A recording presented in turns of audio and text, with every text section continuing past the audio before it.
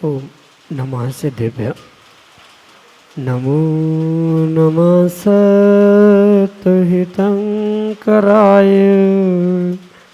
वीराय भव्याम्बुजभास्कराय अनंतलोकाय सुरार्चिताय देवादिदेवाय नमो जिनाय देवादिदेवाय नमो जिनाय। पंच परमिष्टि भगवान की परम पूज्य आचार्य भगवंत गुरुवर विशुद्ध सागर जी मुनि महाराज की परम पूज्य मुनि श्री सुप्रभ सागर जी महाराज की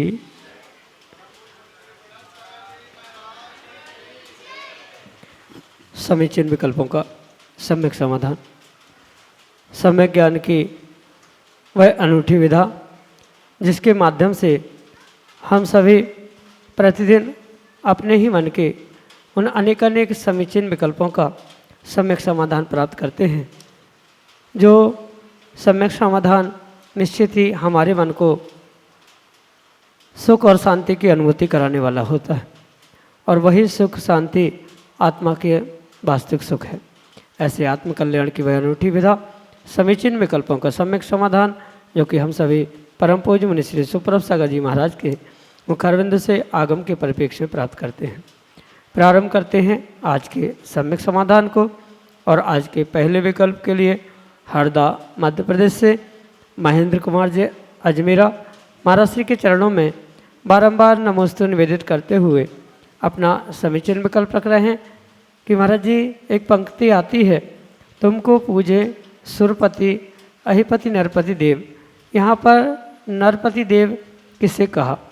हमारे समीचीन विकल्प का सम्यक समाधान करने की अनुकंपा करें। नमोस्तु महाराज जी, नमोस्तु। ओम नमः सिद्धम। परम पूज्य आचार्य भगवान गुरुवर विशुद्ध सागर जी महाराज के जय। परम पूज्य मुनि श्री सुप्रभ सागर जी महाराज जी की। आगम में अनेक प्रकार के देव, अनेक प्रकार के इंद्रों की संकल्पना प्राप्त होती है। भिन्न भिन्न अभिप्रायों को लेते हुए उन्हें आगम में समझाने का प्रयास किया। जहाँ आचार्य भगवंत कुंद कुंद स्वामी तीर्थंकर अरिहंत भगवान को 100 इंद्रों के द्वारा पूजनीय कहते हैं, वहाँ उन 100 इंद्रों के वह पूजन के निमित्त से वह 100 इंद्र कौन है इसको विस्तार से समझाते हुए लिखते हैं कि भवनालय 40 वेंतर देवान होती 24 कप्पावर 34 चंदो सूरो नरो तिरियो। यहाँ पर उन 100 देवों का 100 पतियों का व्याख्यान करते हुए मुख्यतः से समझाया जा रहा है कि जो 4 प्रकार के देव होते हैं वे ही मात्र देव नहीं हैं, वे तो भवनवासी, वेंतर, ज्योतिष और कल्पवासी की अपेक्षा से देव है ही। उनके 40, 24 आदि भेदों की अपेक्षा से उनके भी जैसे मुखिया है जिन्हें सुरपति अहपति के रूप में स्वीकार किया, उसके अलावा भी जो तिर्यंचों के मुखिया या तिर्यंचों के इंद्र के रूप में स्वीकार किए जाते हैं, देवों के मुखिया, देवों के इंद्र जैसे होते हैं, ऐसे पुरुषों के भी, मनुष्यों की मध्यलोक के भी मुखिया या उनके भी इंद्र के रूप में कुछ जीवों को स्वीकार किया जाता है। जहाँ नरपति देव कहते हुए पंक्ति में उन्हीं मुखिया का वर्णन किया जा रहा है, तिर्यंचों में जैसे शेर को मुखिया कहा जाता है, ज्योतिष देवों में सूर्य और चंद्र ये उनके मुख्य इंद्र है। तिर्यंचों के वह सिंह इंद्र कहा जाता है। ऐसे ही जो नरपति यानी जो चक्रवर्ती होते हैं, 6 खंडों के अधिपति होते हैं, उनको नरपति या मनुष्य लोक के मुखिया या इंद्र के रूप में स्वीकार किया जाता है। इसलिए जो अहपति नरपति देव ये पंक्ति प्राप्त होती है, वहाँ नरपति से मुख्यतः से उस जो 6 खंड को जीतने वाला चक्रवर्ती है, उस चक्रवर्ती के निमित्त से ही वहाँ नरपति यानी नरों में जो सर्वश्रेष्ठ है, 6 खंडों को जीतने वाला, ऐसे नरपति यानी वहाँ चक्रवर्ती का व्याख्यान उल्लेख किया है। यही आपके लिए सम्यक समाधान। श्रीमती राजकुमारी जैन, ऋषिनगर उज्जैन मध्य प्रदेश से अगले समीचीन विकल्प के लिए। नमस्तु नमस्तु नमस्तु गुरुदेव। मेरा प्रश्न है कि गुरुदेव दैनिक कार्यों में ऐसा हम क्या करें जिससे हमारे कर्मों की निर्जरा भी कम हो सके। दैनिक कार्यों में ऐसा हमको क्या करना चाहिए जिससे हमारे कर्मों की निर्जरा हो, स्त्री पर्याय का त्याग हो सके, ऐसा कुछ आप बताइए। ऐसे देखा जाए तो कर्मों की निर्जरा हर कोई व्यक्ति, हर कोई जीव करता है। एक मिथ्या दृष्टि जीव भी अपनी कर्मों की निर्जरा को प्राप्त होता है, पर उसकी वह कर्मों की निर्जरा उसके अच्छे जीवन के लिए या मोक्ष प्राप्ति के लिए, सुख के लिए कार्यकारी नहीं हो सकता। बुद्धिपूर्वक तपस्या किए बिना वह अविपाक निर्जरा नहीं होती, जो कि मोक्ष प्राप्ति के लिए प्रयोजनभूत कही जाती। पर इसका मतलब ये नहीं है कि मोक्ष मार्ग पर चलने वाले ही उस निर्जरा को प्राप्त कर सकते हैं। एक श्रावक, एक गृहस्थ भी गृहस्थी में रहते हुए कर्मों की निर्जरा कर सकता है, भले ही उसके पास बहुत बड़े तप करने की शक्ति नहीं है। जैसे एकासन उपवास भी माना कि करने की शक्ति नहीं है, पर फिर भी गृहस्थिक कार्यों को करते करते वह कुछ घंटे की भी त्याग तपस्या करने का प्रयास करता है, तो कहीं न कहीं उसके कर्मों की निर्जरा वहाँ पर आंशिक रूप में ही सही पर हो सकती है। जैसे सुबह भोजन करने के बाद हमें पता है कि अब 2 घंटे हम कुछ खाने पीने वाले नहीं हैं, तो आप 2 घंटे भी गृहस्थावस्था में कायोत्सर्ग पूर्वक त्याग कर सकते हैं कि अब 2 घंटे में चारों प्रकार के आहार पानी आदि का त्याग करता हूँ। इतना ही नहीं, रात में सोते समय भी हम त्याग कर सकते हैं। तो ऐसे अनेक छोटे छोटे नियम, व्रत, तपस्या आदि के माध्यम से कर्मों की निर्जरा आप कर सकते हैं। मात्र बहिरंग तप ही नहीं, अंतरंग तप भी आप विशेष रूप से कर सकते हैं। जैसे भले ही हमें कुछ बहुत समझ में आए या ना आए, पर स्वाध्याय अगर हम श्रद्धापूर्वक कर रहे हैं, सुन रहे हैं, तो असंख्यात कर्मों की निर्जरा मात्र श्रद्धापूर्वक स्वाध्याय करने सुनने से हो सकती है। विनय, वैयावृत, प्रायश्चित आदि भी अंतरंग तप कहे हैं, उनको भी हम क्रम क्रम से प्राप्त कर सकते हैं। विनय 4 प्रकार का जो कहा है, देव, शास्त्र, गुरु या दर्शन, ज्ञान, चारित्र और उपचार के अपेक्षा से हम उसका प्रतिपालन कर सकते हैं। साथ में अगर नगर में साधु है, संघ है, तो उनकी एन केन प्रकार से हम वैयावृत्ति कर सकते हैं। वैयावृत्ति भी एक उत्कृष्ट तप कहा गया है। और पुनः प्रायश्चित, हुए आज तक के भूलों को हम गुरु के पास बालकवत पहुंचकर आलोचित कर सकते हैं, जिसके माध्यम से उनके द्वारा मिला हुआ प्रायश्चित ग्रहण कर हम अपने दोषों को भी ठीक कर सकते हैं। इन अनेकानेक निमित्तों से आप तपस्या को प्राप्त हो सकते हैं। ज़रूरी नहीं है कि बहुत बड़े ग्रंथों का स्वाध्याय या बहुत बड़ी तपस्या ही तपस्या नहीं होती। छोटे छोटे तपस्या के माध्यम से भी आप अवश्य ही कर्मों की निर्जरा को प्राप्त कर सकते हैं।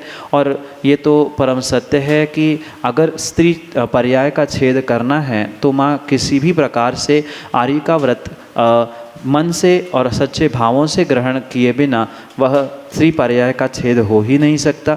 इसलिए बाकी तपस्या कर्मों के निर्जरा के लिए गृहस्थी में रह के संभव है, पर गृहस्थी में रहते रहते कभी भी स्त्री पर्याय का छेद नहीं होगा। आर्य का भेष, आर्य का व्रत, आर्य का दीक्षा ग्रहण करनी ही होगी। यही आपके लिए सम्यक समाधान। राजवीर कड़मकर वासिम महाराष्ट्र से एक छोटा सा बालक अगले समीचीन विकल्प के लिए। नमस्ते महाराज जी, मेरा ये प्रश्न है, भक्तांबर पाठ क्यों मनाया जाता है? भक्तामर पाठ एक भगवान की स्तुति है, भक्ति है। और भगवान की भक्ति, स्तुति, प्रार्थना, वंदना, उनके दर्शन आदि आदि करने से जो आपके या जीव के पाप है वह नष्ट होते हैं। ये तो बहुत अच्छे से शायद बेटा आप जानते हैं कि दिन भर में कहीं ना कहीं झूठ, चोरी, कुशील, परिग्रह आदि आदि पापों के निमित्त से जीव पापों को प्राप्त करता है। और उन पापों से बचने के लिए जो अनेक साधन, अनेक कार्य कहे हैं, उनमें से एक यह कार्य है कि भगवान की भक्ति, स्तुति, वंदना आदि आदि करना। और इसी क्रम, इसी श्रृंखला में यह भक्तामर स्तोत्र एक ऐसा विशेष स्तोत्र है जिसके पाठ से, जिसकी श्रद्धा और समर्पण के निमित्त से जीव अपने आत्मा का और स्वयं का अवश्य ही कल्याण कर सकता है। इसलिए भक्तांबर पाठ अपने पापों को मिटाने के लिए, भगवान की स्तुति, वंदना और भक्ति करने के लिए ही किया जाता है। और मात्र आज नहीं अपितु कई पूर्व काल से इसे किया जा रहा है। उसका अगर कथानक आपने पढ़ा हो तो मानतुंग स्वामी ने इस भक्तांबर की रचना करते हुए ही उन 48 तालों को तोड़ दिया था। किसी राजा ने उन्हें जेल में बंद किया था 48 तालों के अंदर। और उन्होंने जैसे ही उन 48 श्लोकों के माध्यम से भक्तांबर का पाठ किया, उस भक्तांबर के पाठ के माध्यम से वह 48 ताले क्रम क्रम से टूटते गए। और जैसे कर्मों के ताले टूटते हैं, ऐसे ही पापों के, कर्मों के भी ताले टूट जाए, इसलिए ये भक्तामर आदि का पाठ किया जाता है, जिससे आपको पुण्य मिले, सुख शांति मिले, पाप आपसे दूर हो। इसीलिए ये पाठ की संकल्पना वर्तमान में भी देखने आती है। यही आपके लिए सम्यक समाधान। विनोद गड़ेकर वासिम महाराष्ट्र से अगले समीचीन विकल्प के लिए। नमोस्तु गुरुवर, मंदिर जी में क्षेत्रपाल और पद्मावती यह रखना या होना यह आवश्यक है क्या? तिलोय पण्णति तिलोय सार जैसे महान आगम ग्रंथों में आचार्य भगवंतों ने प्रत्येक तीर्थंकर भगवान के, उनके काल के शासन रक्षक देवी देवताओं के नाम, उनका स्वरूप चित्र के रूप में भी उपलब्ध कराया। ये परम सत्य है कि जैसे वर्तमान में भी अपने अपने शासन की रक्षा के लिए अपने मुखियाओं ने जैसे कुछ लोगों को नियुक्त किया है, ऐसे ही तीर्थंकर भगवंतों के पुण्य के नियोग से जो कुछ चतुर निकाय के देव हैं, उनमें से भवनवासी आदि प्रकार के जो देव होते हैं, वे शासन की रक्षा करने के लिए और धर्म की प्रभावना करने के लिए पूर्व कर्म के नियोग से उन तीर्थंकरों के साथ उनके सेवक के रूप में विराजमान होते हुए शासन की रक्षा करना आदि आदि कार्य करते हैं। भले ही वर्तमान में साक्षात उनका हमें उनका प्राप्त होना या उनको देखना संभव नहीं है, पर फिर भी उनकी ही संकल्पना करते हुए मंदिर में आगम के प्रमाण से ये कहीं क्षेत्रपाल जी, कहीं पद्मावती, कहीं चक्रेश्वरी, कहीं अन्य जैसे तीर्थंकर भगवान होते हैं, वैसे ही तीर्थंकर भगवान की मूलनायक आदि की मुखिया से वहाँ पर उन शासन रक्षक देवी देवताओं को विराजमान करने की परंपरा आगम ग्रंथों से प्राचीन काल से चली आ रही। वर्तमान में भले ही इस आगम परंपरा को कुछ क्षेत्रीय परंपरा के और भिन्न भिन्न मान्यता वाले जीवों ने मानना समझना बंद कर दिया है, उसको हटाकर अलग कर देना या उसको रखना ही नहीं, उन्हें सर्वथा मिथ्या दृष्टि घोषित कर लेना, ये बिल्कुल विपरीत कार्य आगम के बिल्कुल विपरीत रूप से चला है। करना नहीं करना ये भिन्न विषय था, पर कम से कम उन्हें मिथ्या दृष्टि कहकर मंदिर से हटवा देना, उनको व्यवस्थित करने वाले जीवों को किसी भी प्रकार से मिथ्या दृष्टि कह देना, ये किसी प्रकार से आगम्य के परिप्रेक्ष्य में उचित नहीं है। हाँ, अगर आपको उनकी व्यवस्था नहीं करनी है तो यहाँ तक तो ठीक है, समझ में आता है कि आप उसे नहीं मान रहे हैं, उसमें कोई दोष नहीं है। उन्हें अगर आप भगवान के समान समकक्ष मान रहे हो, पंच परमेष्ठी के रूप में पूज रहे हो, तो वो भी बहुत बड़ी गलती है। पूर्ण रूप से जो जैसा है उसको वैसा मानने से ही सम्यक की प्राप्ति होती है।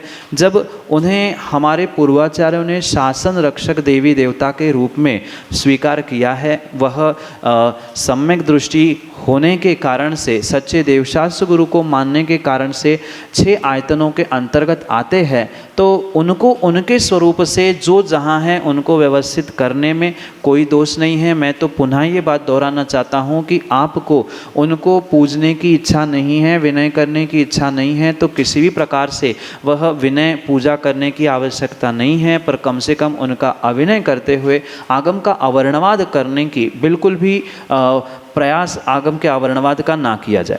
ये परम सत्य समझे कि जो एक धर्मात्मा है, जैसे आप वाशिम से चल के यहाँ तक आए, यहाँ आने पर आपको यहाँ के लोगों ने साफा, पगड़ी, माला आदि पहनाकर सम्मान किया। क्यों किया?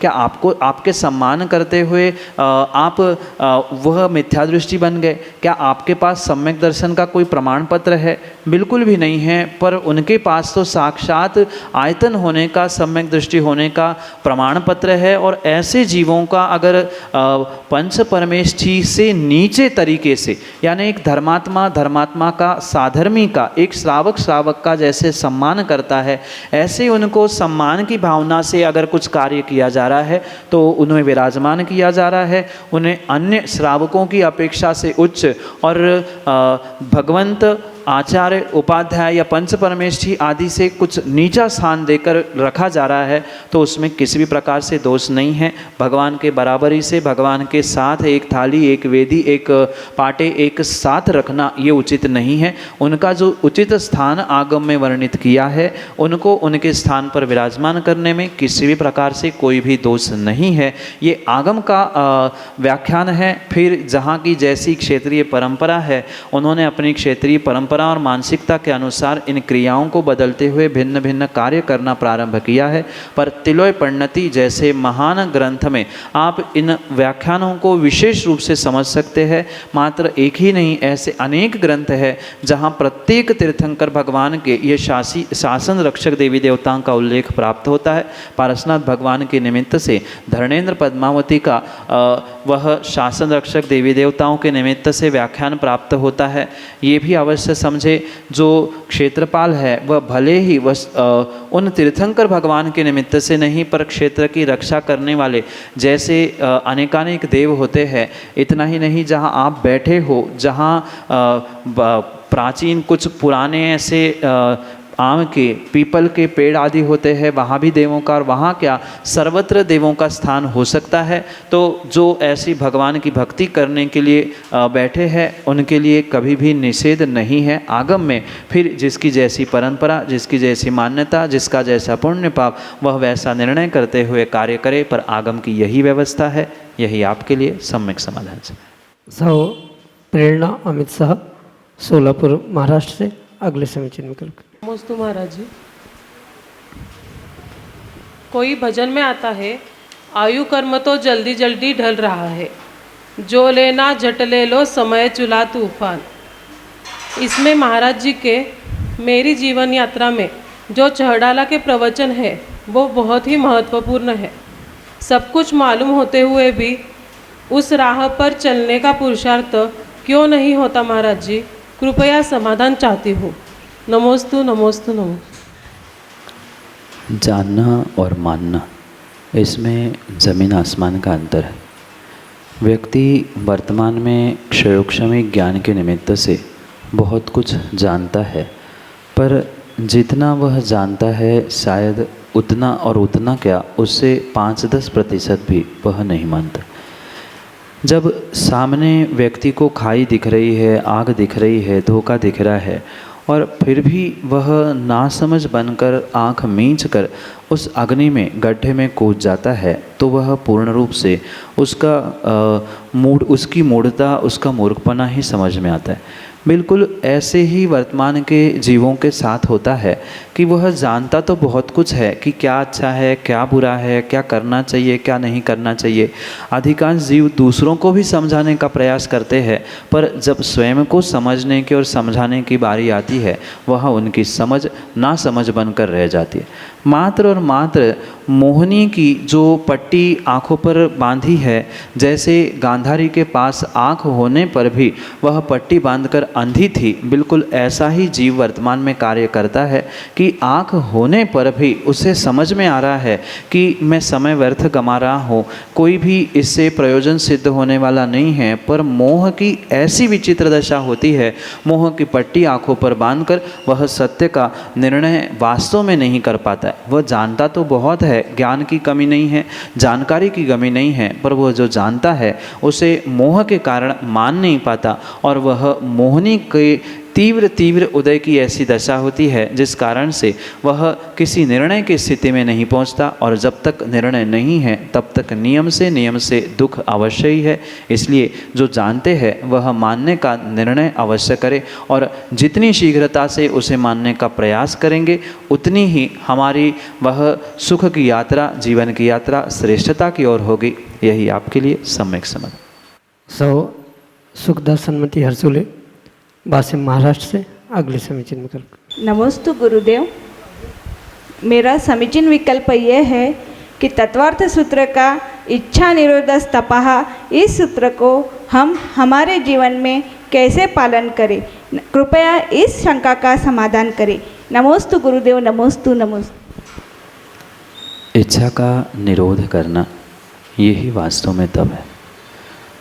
मात्र जो 6 अंतरंग और 6 बहिरंग तप कहे हैं, ये तो एक मात्र वर्गीकरण है विशेषता की मुख्यता की अपेक्षा से। पर आपने किसी भी इच्छा को निरोधित कर दिया, रोक दिया, वह आपका कथनचित तप है।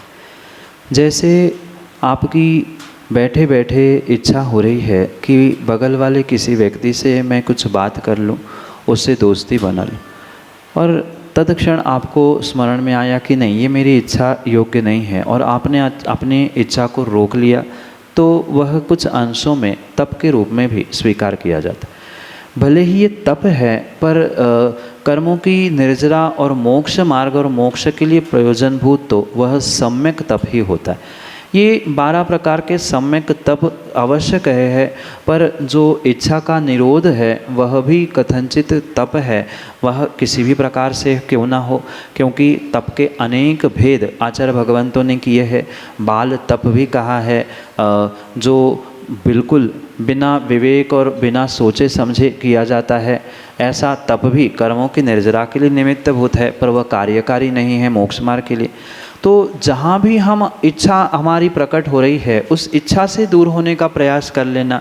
सोने की इच्छा हो रही है, हमें नींद बहुत आ रही है, और बुद्धिपूर्वक वहाँ से उठकर हम कहीं अन्यत्र चले गए, कुछ कार्य किया, स्वाध्याय आदि किया, तो स्वाध्याय तो तब था ही, और साथ में हमने निद्रा का त्याग, आलस्य का त्याग किया, प्रमाद से बचे, हिंसा से बचे, इच्छा का निरोध हुआ, हमारा वहाँ पे तप हुआ। आज बहुत मीठा खाने की इच्छा हो रही है, उसी दिन हमने मीठे का त्याग कर लिया। ज़रूरी नहीं है कि हम जीवन भर बहुत बड़ी तपस्या करने से कर्मों की निर्जरा कर रहे। एक क्षण के लिए, कुछ घंटे के लिए, कुछ मिनटों के लिए हमने अपने इच्छा को रोकने का प्रयास किया, जितनी रोकी उतनी हमारी तपस्या और उतनी कर्मों की निर्जरा होगी। यही आपके लिए सम्यक समझ। रोहिणी रविंद्र कड़मकर वासिम महाराष्ट्र से अगले समीचीन विकल्प। नमोस्तु महाराज जी, नमोस्तु नमोस्तु। सहस्त्रनामामध्ये अर्ध ते नारेयो यसार्थ अर्थ नारीश्वर तसहता, अर्ध नारीचा या शब्दाचा अर्थ काय आहे महाराज जी? नमोस्तु नमोस्तु नमोस्तु।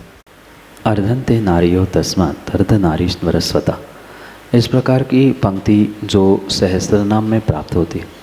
यहाँ तीर्थंकर आदिनाथ भगवान के निमित्त से भगवान को सहस्त्र नाम से उल्लेखित करते हुए, उनकी स्तुति करते हुए उनके गुणों का स्वरूप स्पष्ट करने का प्रयास किया जा रहा है। जहाँ अर्धन्ते नारयो तस्मात् इस शब्द से तीर्थंकर आदिनाथ भगवान को अर्धनारीश्वर कहा गया है, इसके कारण को बहुत विवेकपूर्वक समझना। किसी भी प्रकार से अर्धनारी का मतलब यह नहीं है कि आधा स्त्री आधे पुरुष पर्याय को प्राप्त वे आदिनाथ हुए थे, पर वह अर्धन ते नारी स यस्मात् यानी अर्ध जो हमारे अरि है, 8 प्रकार के अरि शत्रु कहे जाते हैं, उन 8 प्रकार के शत्रुओं में से अर्धन यानी आधे जो 4 घातियाँ है, उन 4 घातियों कर्मों को जिन्होंने जीत लिया है, ऐसे ते अर्धन यानी ऐसे जिन्होंने 4 आधे मतलब 8 कर्मों में से आधे 4 घातिया कर्मों को जीत लिया है, वह अर्ध नारीश्वर है। अर्धन अरि ईश्वर, आधे अरियों को यानी 8 में से आधे कर्मों को जिन्होंने जीत लिया है, वे ही हमारे लिए तीर्थंकर भगवान अर्धनारीश्वर है, अन्य कोई नहीं। ऐसे अर्धनारीश्वर तीर्थंकर भगवान को मैं नमस्कार करता हूँ, उनकी स्तुति, उनको सहस्र नाम से पूजता हूँ। यही अभिप्राय है जो कि सम्यक समाधान के लिए आपके लिए। जय जन बंधु, आप हम सभी लाभ ले रहे थे लोकप्रिय कार्यक्रम सम्यक समाधान का। प्रतिदिन यह कार्यक्रम 5:13 पे यूट्यूब चैनल सुप्रवाच के माध्यम से प्रसारित होता है। अगर आप घर बैठे ही अपने कार्यक्रम से जुड़ना चाहते हो या इस कार्यक्रम से जुड़ना चाहते हो, अपने मन के विकल्पों को समाधान प्राप्त कराना चाहते हो, सम्यक समाधान प्राप्त करना चाहते हो, तो हमारा व्हाट्सएप का नंबर 8707548811। याद रखिए 8707548811। या व्हाट्सएप के नंबर पे आज अपने विकल्प हम तक पहुंचा सकते हो और विकल्प मुनिषी तक प्रेषित करते हुए मुनिषी के मुखारविंद से हम सभी लोग उसका सम्यक समाधान प्राप्त करेंगे। आपको लिखने में, अगर टाइपिंग करने में व्हाट्सएप पे दिक्कत जा रही है, कागज़ पेन लेके अपना नाम, अपना शहर का नाम, अपना विकल्प, इसका फ़ोटो खींचिए, हमें भेजिए। उस विकल्प को हम मुनिषी तक पहुंचाएंगे और हम सब लोग उसका सम्यक समाधान प्राप्त करेंगे। अगर व्हाट्सएप के माध्यम से ही ऑडियो मैसेज का एक विकल्प होता है, एक माइक का बटन होता है, उस माइक के बटन को दबा के आप अपनी खुद की आवाज़ में अपना विकल्प हम तक पहुंचा सकते हैं।